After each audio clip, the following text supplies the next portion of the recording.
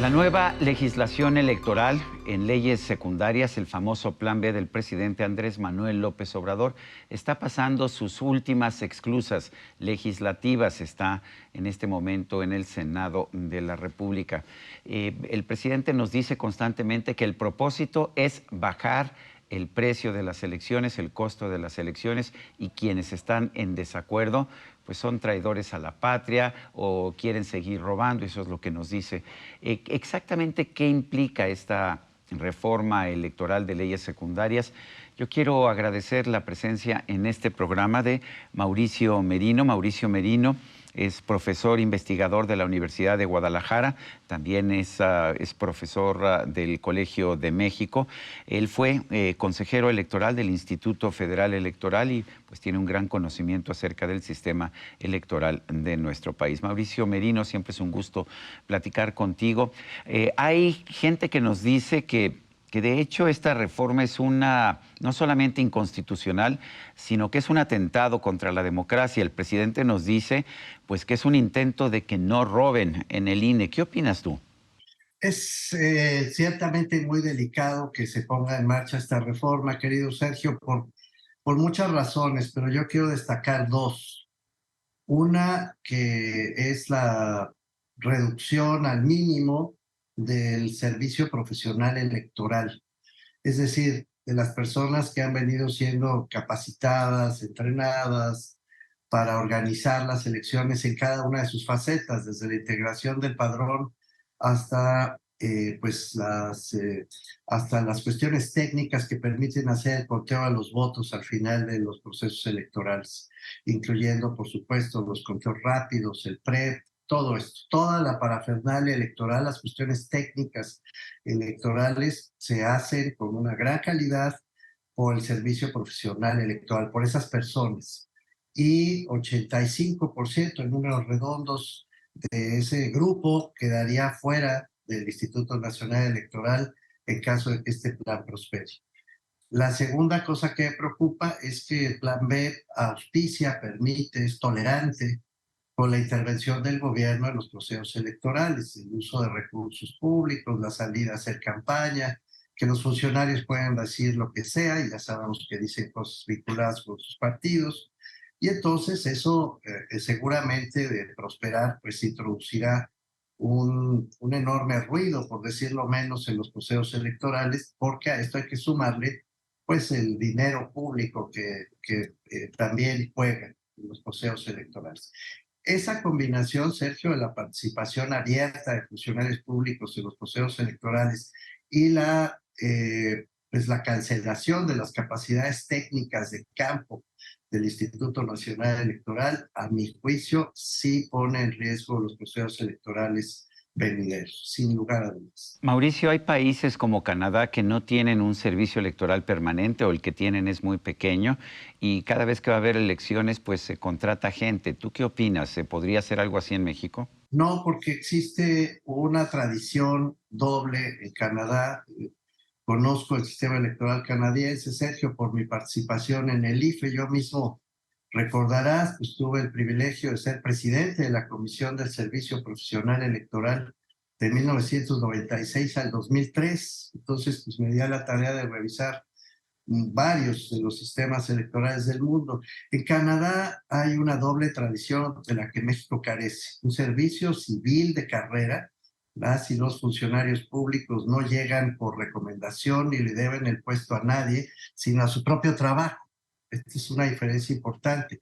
No son trabajadores designados por el jefe de turno, sino que tienen sus propias carreras profesionales. Esto no sucede en México. Como sabes, Sergio, todo el mundo, o casi todo el mundo, 98% de las y los servidores públicos en México, esa es la cifra real, acabo de estudiarla, toda la administración pública federal, pues son de designación temporal por los jefes que los designan y les llevan el cargo a ellos. No es el caso de Canadá, en donde hay servicios de carrera. Y por otro lado, hay un sistema de partidos que se regula a sí mismo, tienen un sistema que se contrapesa con mucho éxito, Sergio. Así que no se hacen trampa. digamos, no por lo menos en las casillas, y no tienen ningún problema con reconocer el triunfo de sus adversarios. Ninguna de esas tradiciones está en México, Sergio. Es una comparación que la verdad no corresponde con la historia de cada uno de esos pueblos, el canadiense y el mexicano. El presidente de la República, sin embargo, dice que los fraudes electorales que tenemos ahora son producto del INE y que lo fueron del IFE. ¿Tú qué opinas? Pues otra vez con los datos en la mano, querido Sergio, no hay tal cosa.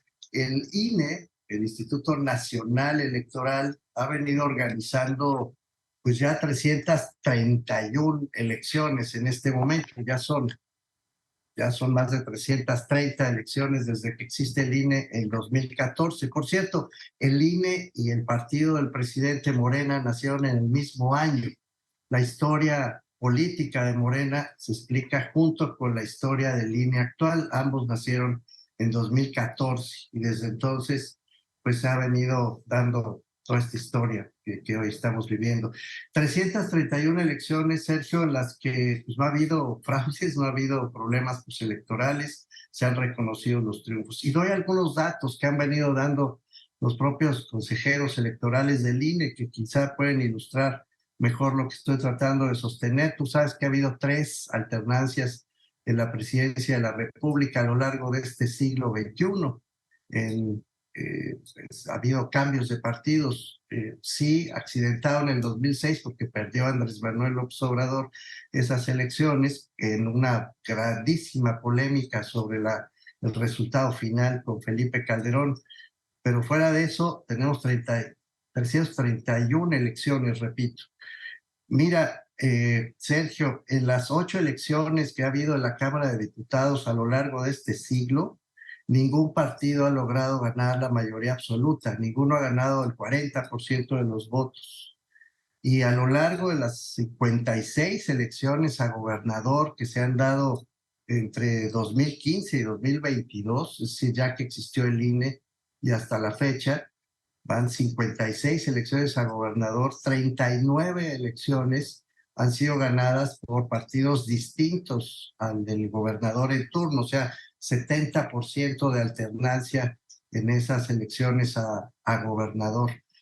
No se sostiene por ningún lado ese dicho del presidente. No es cierto que el INE organice fraudes. El INE ha dado estabilidad y paz electoral a nuestro país. Y por cierto, con muchísimo éxito, tanto que el modelo del INE también fue en su momento replicado por, por otros países, Sergio. El modelo mexicano se ha usado como modelo en Sudáfrica, en su momento hasta en Rusia, me consta, en Irak, etcétera. Las Naciones Unidas tomó al IFE de entonces, también me consta, y al INE como una referencia técnica para resolver problemas electorales complejos. Dice el presidente que con su reforma se puede ahorrar mucho dinero. ¿Qué opinas?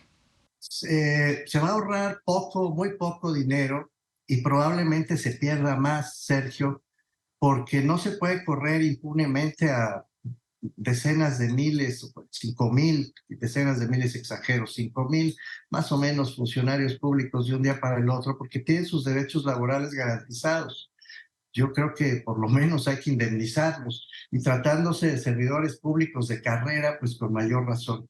Te explico además que en el sistema electoral mexicano los asuntos laborales del INE no se resuelven en los tribunales laborales habituales, se resuelven por su propia naturaleza especial en el Tribunal Electoral del Poder Judicial de la Federación.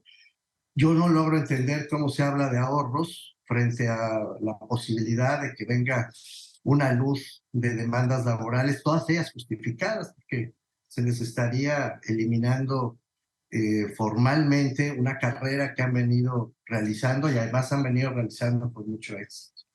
Una de las quejas del presidente es que los consejeros del INE ganan más que él. Esa ha sido una queja recurrente. Por Sí. ejemplo, en alguna de sus conferencias de prensa ha sido su argumento principal para hacer esta reforma. ¿Tú qué opinas de los sueldos de los consejeros electorales y pues del sueldo del presidente? ¿Qué opinas de que ganen más que el presidente? Sí, mira, esa es una cosa que ha metido el presidente con mucho éxito. a la opinión pública. Mi opinión es que si eso preocupa, pues que le bajen el sueldo a los consejeros electorales.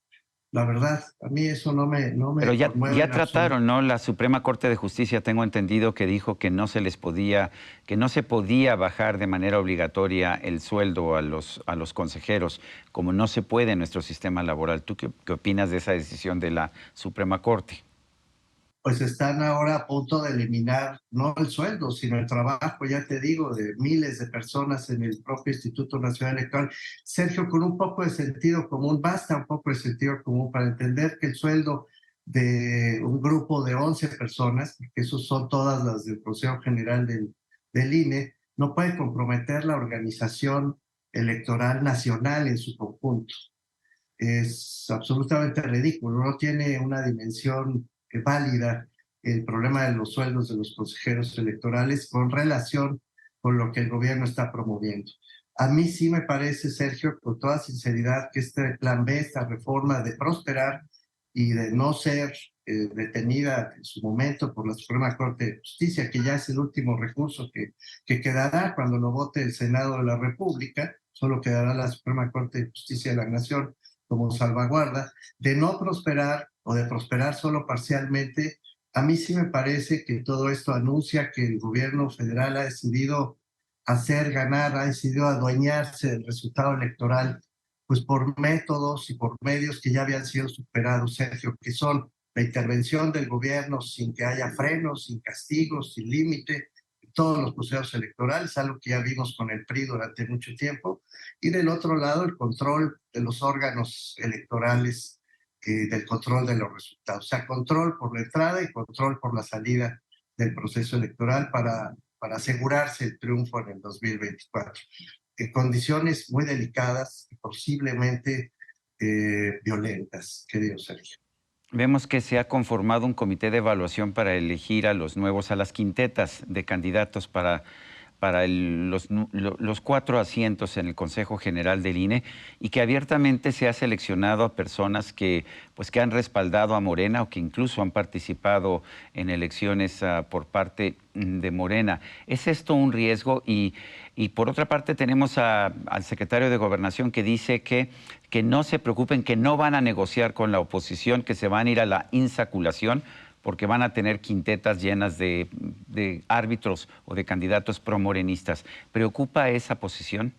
Pues sí, claro que preocupa, querido Sergio. Yo creo que en ese grupo de personas, claramente, indiscutiblemente, de 7 personas que integran ese comité, 5 son muy afines a Morena. Esto es indiscutible. Ahora, dentro de esas 5 personas que son muy afines a Morena, pues hay un par, 3 quizá, que yo tengo cierta esperanza de que privilegien su propio profesionalismo, su trayectoria, en vez de ponerse al servicio del gobierno.